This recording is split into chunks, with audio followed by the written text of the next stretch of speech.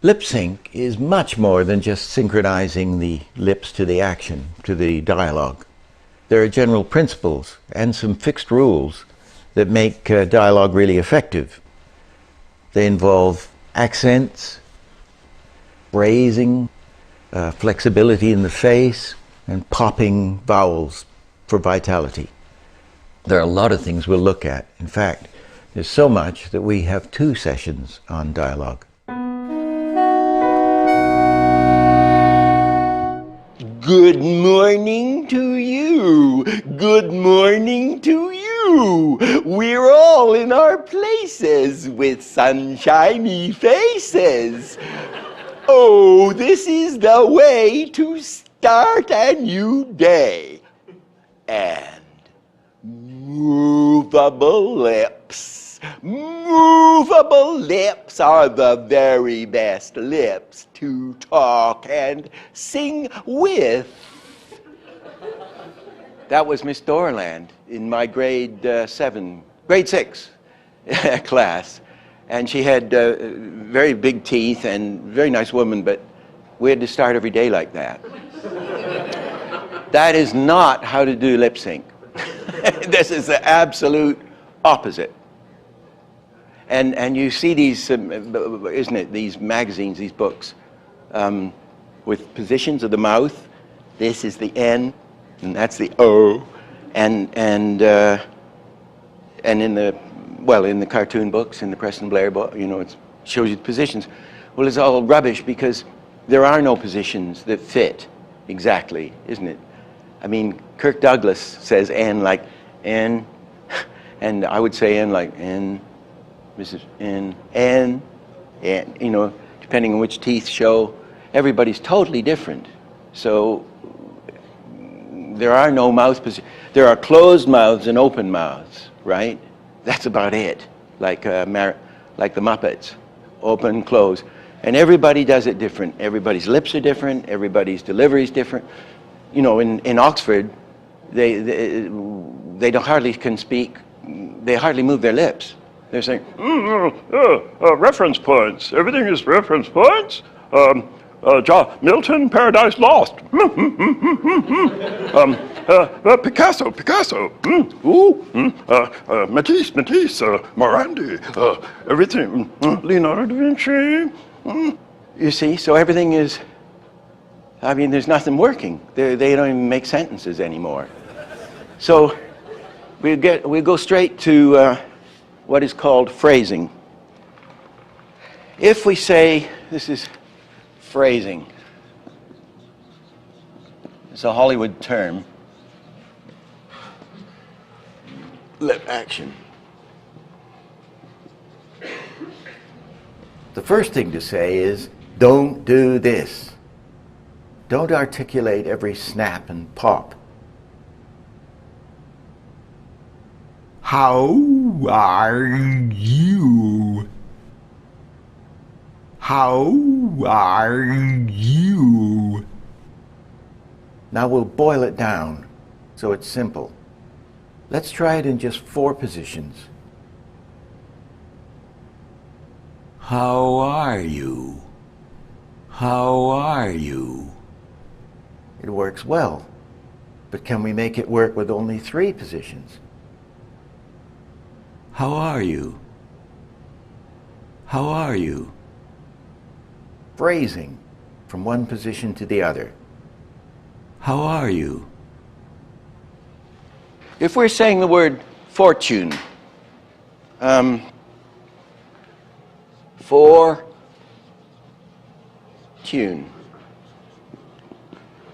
Obviously, English is such a peculiar spelling. It's ridiculous. I mean, English, isn't it? I mean, Spanish where it's phonetic is much better. What in the word fortune, we don't say fortune, good fortune to you. You know, it's fortune, good fortune. I hope you make a fortune. So, it's for tune, isn't it? Too big. So when we're animating, we want to go for, something like that. He's saying for, He doesn't have to go, or. He's just saying for, and then he'll go to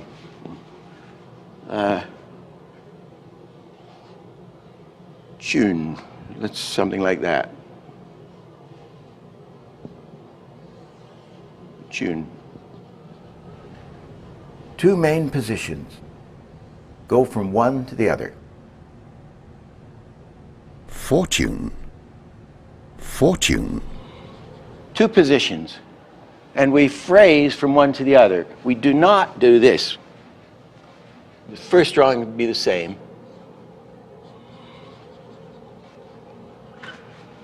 For. And then let's take the end one here. That's supposed to be the same drawing again.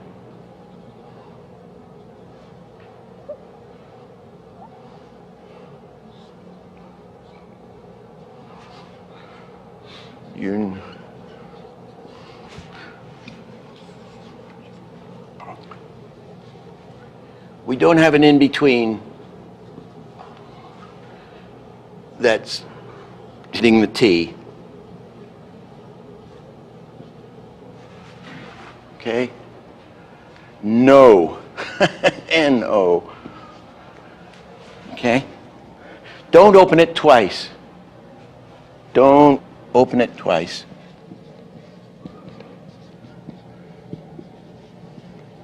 And that's what the phrasing is. Fortune, fortune, fortune. It's not fortune. It's not fortune. If I'm just saying fortune, fortune, or fortune, fortune. There's another example of it. Let's just. He's going to say hello. Hello. Hello. Yeah, it's to he and low. So we'll go he.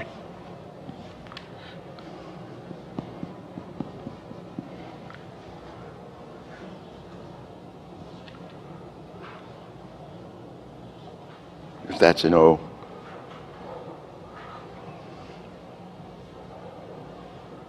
He, and the L is phrased from one to the other. Hello, hello, hello, hello. Not hello. Hello. Hello. Hello. Hello. Hello. Hello. Hello. When they do a dubbing thing is you try to hit the accent. Obviously when they start opening their mouth, they hit the vowel right on, bang, and they try to end. And the middle is smudged, isn't it? If they can get in and get out okay. You know, those Italian films are very funny, isn't it? Hercules Unchained or whatever it is, and it's just a mess in the middle, but they hit the front and end accurately. So we're doing a little bit of that, but that's what happens in normal speech, that there may be a mouth position, an N in there, maybe, an L, I mean, but we just pass over it. We smudge over it.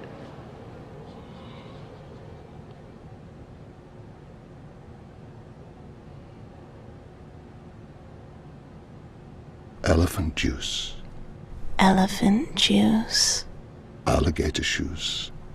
Alligator shoes. Colorful. Colorful. I love you. I love you. Very important, the consonants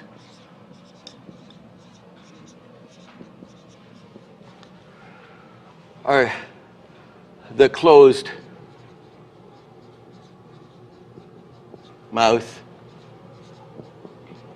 positions.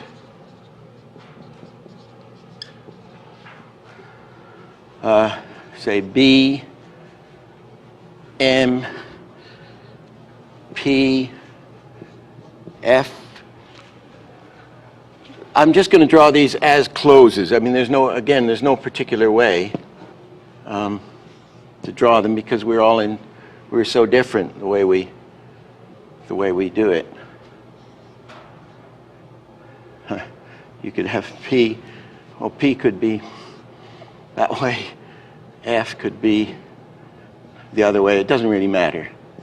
But where you have a soundtrack and it's saying, let's say baseball. Where say we got 2 frames for the B and 4 frames for the A, 2 frames for the S, and 1 frame on the track reading, baseball, and here's the L, say, for 4 frames. And that would be the editor's reading of the track or your reading of the track. This B position, B, which is only 1 frame, an accurate reading on the soundtrack, we have to in order to make those things read, we have to have a minimum of 2 frames.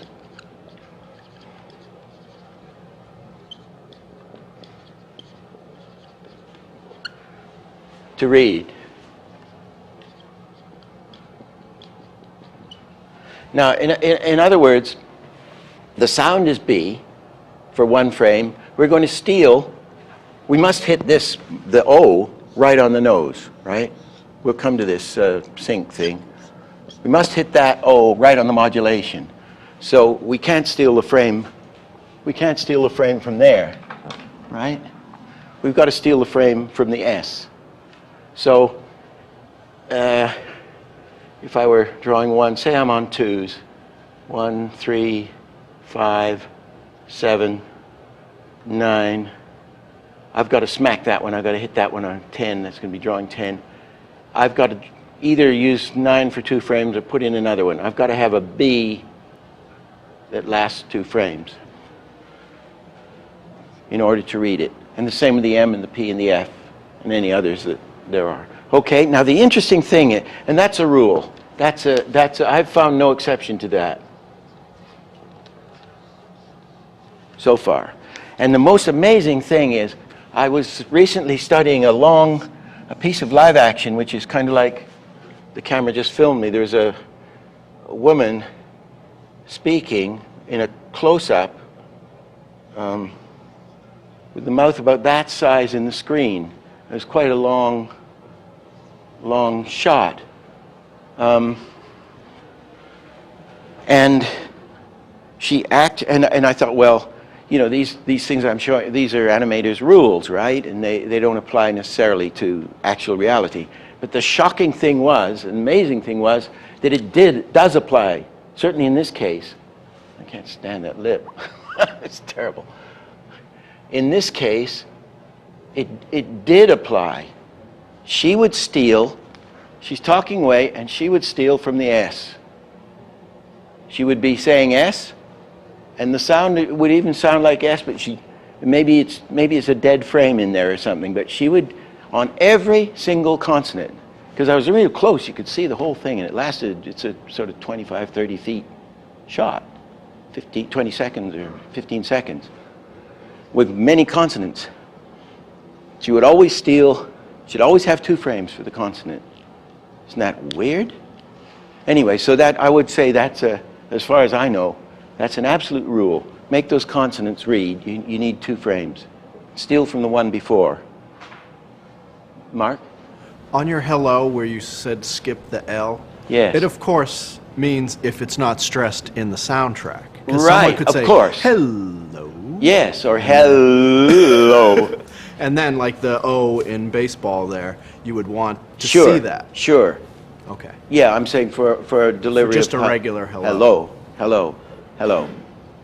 Yeah, Vincent Price would go, hello. Thank you.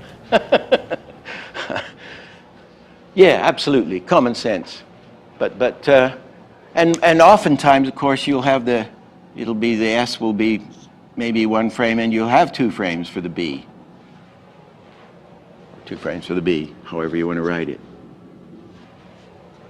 But if you ain't got it, steal from the preceding frame. Okay. Now, just to finish that off, here's a good example again, memory. I just want to, that would be from Mark's question.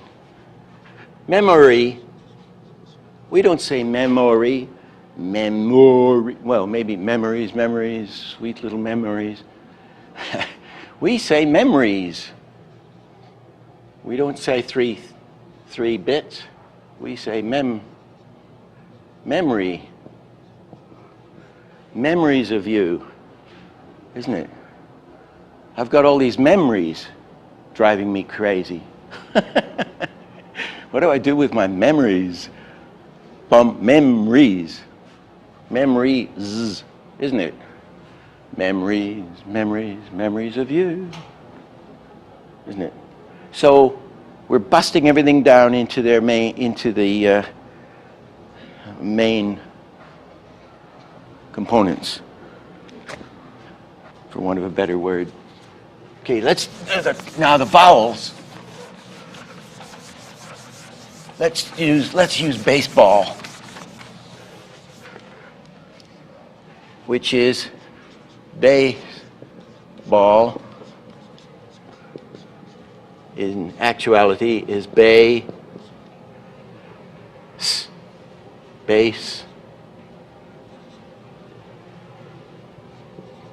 ball, isn't it?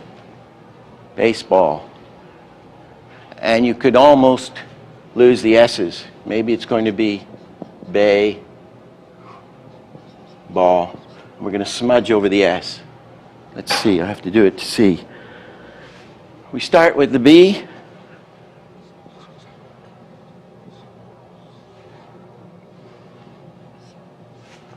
We got two? Yeah. If the soundtrack wasn't, if that was the start of the B, I'd have drawing one and make the B start physically earlier one to read it. So, and then we're going to hit they. It's going to be, and yeah, there's always also one accent, like it isn't baseball. Well, it could be baseball. It's usually baseball or baseball. No, it's baseball. You hit the A stronger than the ball, generally. So here we go. We pop open. Pop open.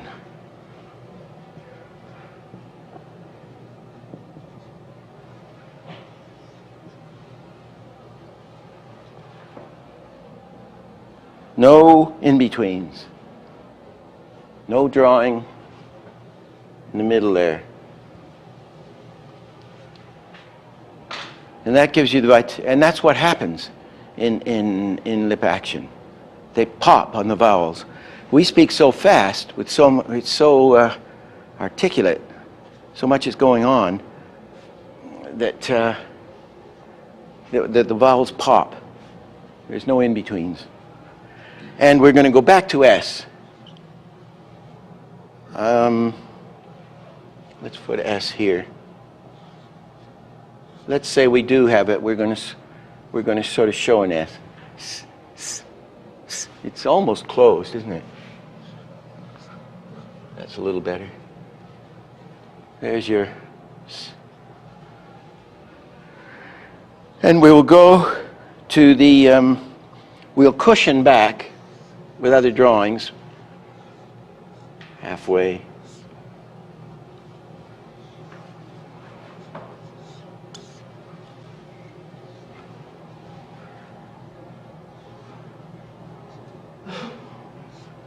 Maybe that's, however, baseball. And then we come back Woo, that's going to be 10, 11, 12, 13. We're going to cushion back into the L, which are going to be something like that. L. Bunch of drawings in there.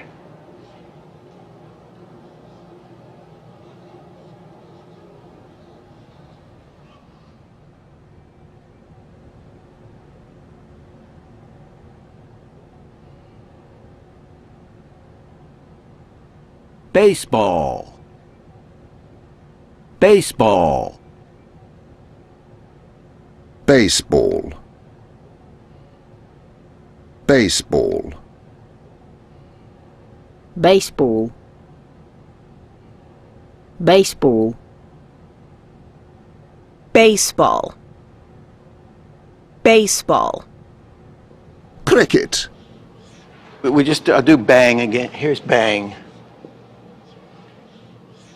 B.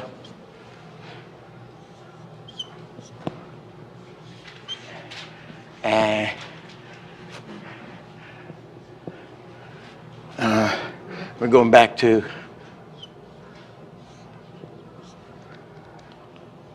bang. We're going.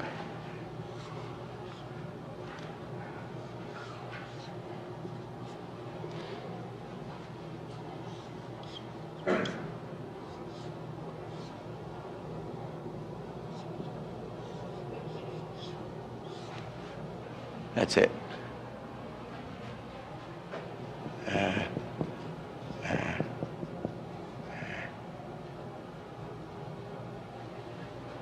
Kind of smudged there. So that gives you that'll give you the vitality. Vitality from popping vowels. Popping on vowels, or popping open on vowels.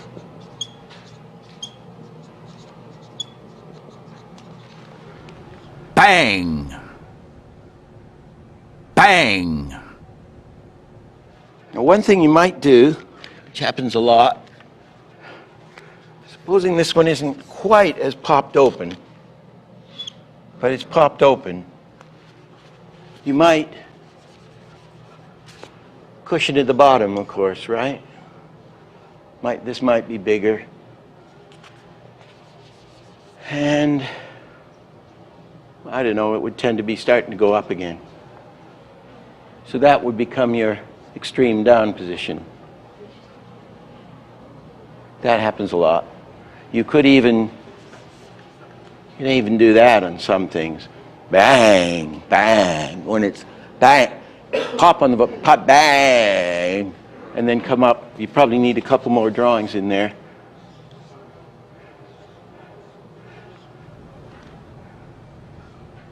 Bang. Bang. And you can also pop closed. That's optional as a rule, I think.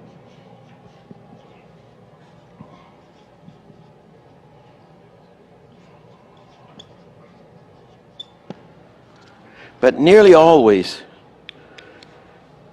well, certainly for vitality, pop open on the vowels, and then you can cushion or start going back in. You can slide into a bang, or you can keep it out and start to come back into the ing, and then pop into the ing, optionally.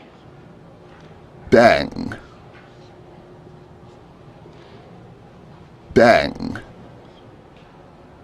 We certainly pop open on the beginning, and we can pop open to the closed. I tend to mostly cushion. Most words seem to be naturally cushioned.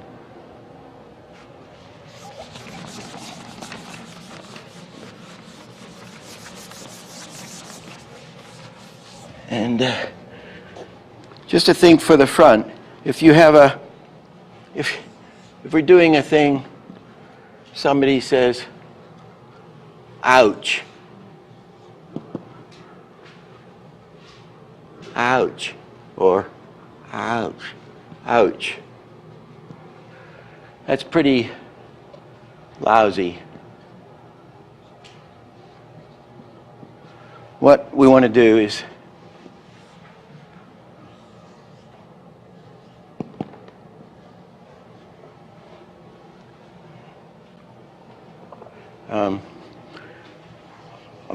I'm exaggerating greatly here. Here's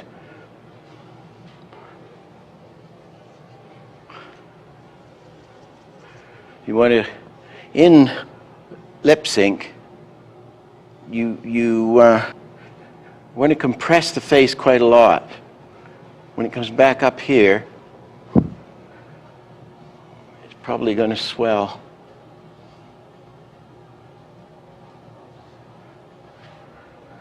And then settle. That doesn't really fit the reading of ouch. Let's go, ouch.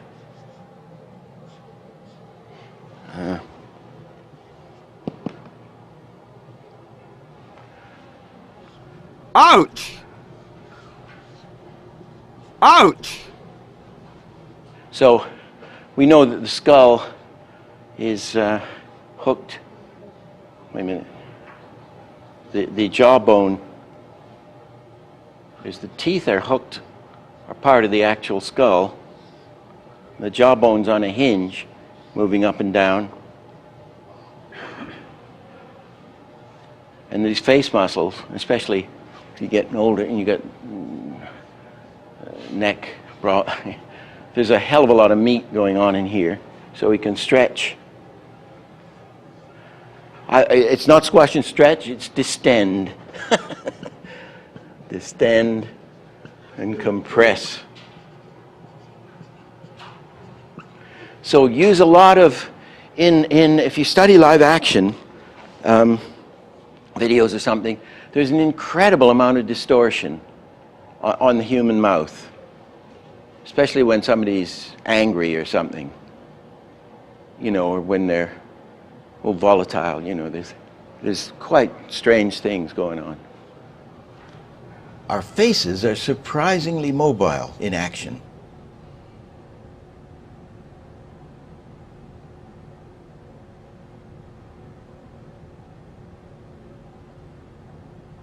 Look what a contortionist can do. And our skull obviously remains the same. It's made of solid bone, but lots of action happens below the cheekbones. The top teeth are anchored to the skull. The hinged lower jaw action is primarily up and down with a slight lateral motion. The tendency is to forget just how big our mouth cavity is. Our dentist knows how big it is, or how small it can appear. There's a tendency to have a simple mouth squirming around, floating on the face. Be brave, stretch it, and compress it. Makes it an integral part of the face, and there's a tremendous amount of elasticity in our face muscles. Sucking in, puffing out.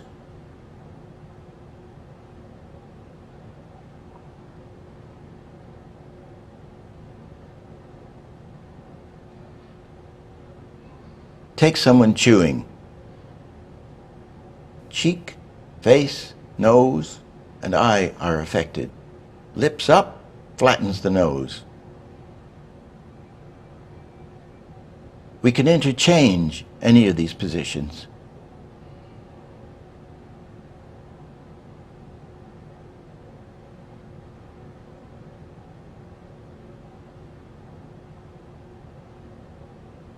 The chew can pull the nose around.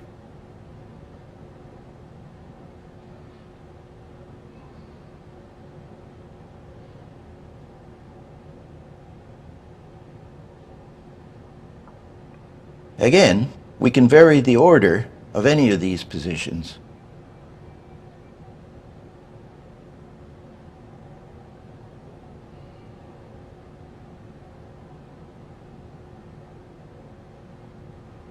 Here's an uncouth fellow.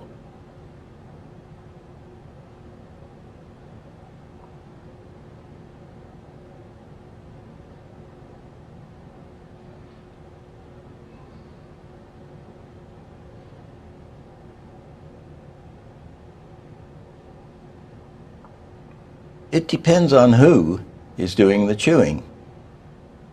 A society matron never opens her mouth versus a laborer. And she hardly opens her mouth to speak. Do you come here often? I've never been invited before. So don't be afraid to distend and compress. Can I write? I'll write that. Don't. That's good. Be afraid to compress. Okay. And that would be, again, the greater the action, the greater the reaction, right? Anyway, that's, now, accents, which are the most important thing. Oh, just one thing before we get in. The tongue, our tongues move so fast when we're talking that, say we have the tongue, which, by the way, in reality is hooked to the back of the throat, isn't it? It's hooked back here. It's not up that. Anyway, in reality. So if you were to see the tongue, let's make it red.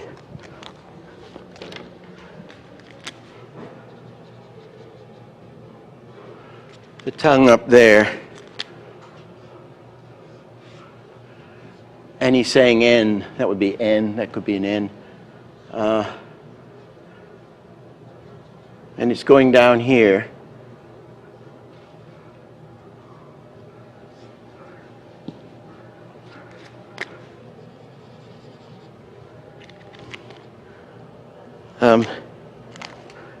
Never in between the tongue.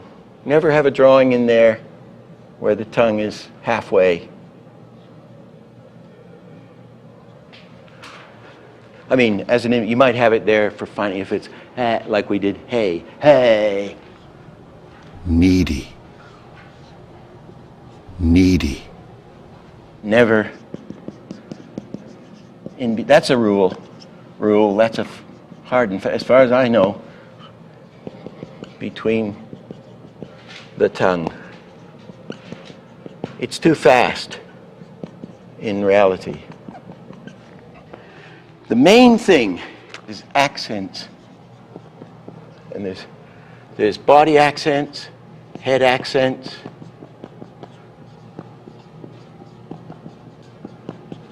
and hand accents.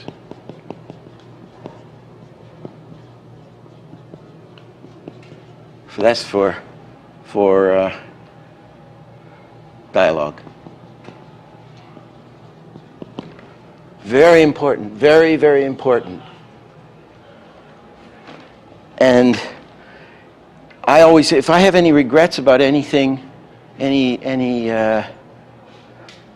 dialogue stuff I've done, it's always that I haven't put enough of an accent, not enough of a hand accent, not enough of a head, especially with the head, Whoops. It's separates the men from the boys, I think, those accents on the head. As we said, the head accent is up, which is always, usually up. Now let's take a phrase. What's my phrase?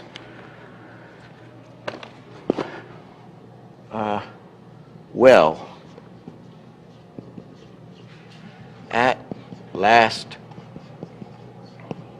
you've come home.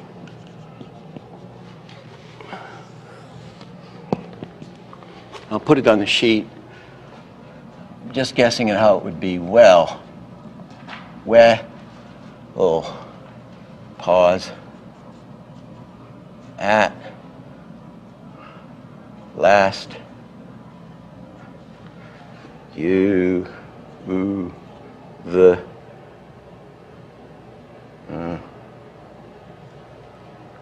come ho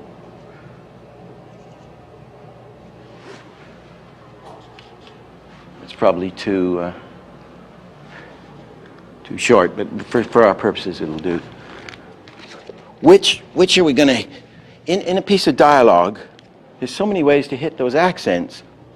Which is going to be the one? It's like,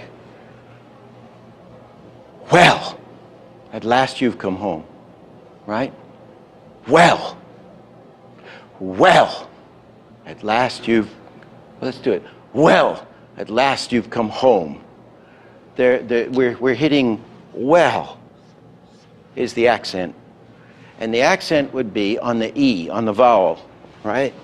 Bang. You'd mark that on your sheet as big accent. Ken Harris always used to do it just ACC. It's a little easier. Well, at last you've come home. And there's a small accent on the O. So those are the two things we're going to hit in this sentence, with either the body or the head or the hands. So it's like how we do it. Well.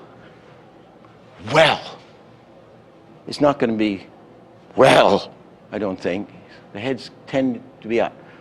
Well, at last you've come home. So I've done a hand accent on the home, right? In this case. Oh, wait a minute. Getting ready. Well, at last you've come home, right? Now, what about if the reading is, well, at last you've come home. You'd hit, there's your big accent. At last you've come home. There's no other accent in the sentence, okay? Now we could hit two. Or let's just go for this one. Well, at last, or no, it would probably be, well, at last you've come home. So last is your hit. Again on the vowel. Accent, big accent. Let's do it with at last. Well, at last. Didn't I go, I went at, it's a little early before the, well, at, it's up on at last. Two head accents. Well, at last, or well, at last, or well, at last, or well, at last. It depends what it is, right? So you would then say, okay, I've got a boom, boom, accent there, you see? So when we get our line of dialogue, we find where's the main accent. There's usually just one. Then go, and never darken my door again. Go is the biggie. And anyway, we listen to our soundtrack until we're blue in the face, and you know exactly what you're going to hit, what accents. And then, as I've said, I don't like this over-animation. That's just me, my prejudice. But on dialogue, hit it. Hit it hard. Hit those head accents. They seem to, I always wish I'd done them a third harder. And when I used to lay out a lot of stuff of dialogue, I would do a lot of drawings. I'd almost do a drawing every 8 frames for some of the, or 2 drawings a second. Certainly a drawing a foot for any commercial work we did. And then give it to the animators, and it would be all right because the stuff was all laid out and carefully drawn.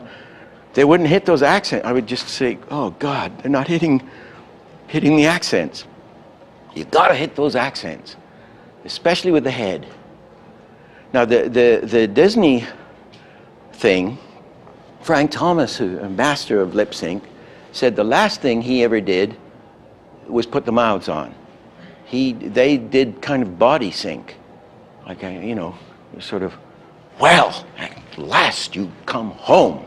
You know, the body's doing it. And they'd say, he'd get a boom, boom, boom, boom, boom, boom. See, he'd get the acting in the body.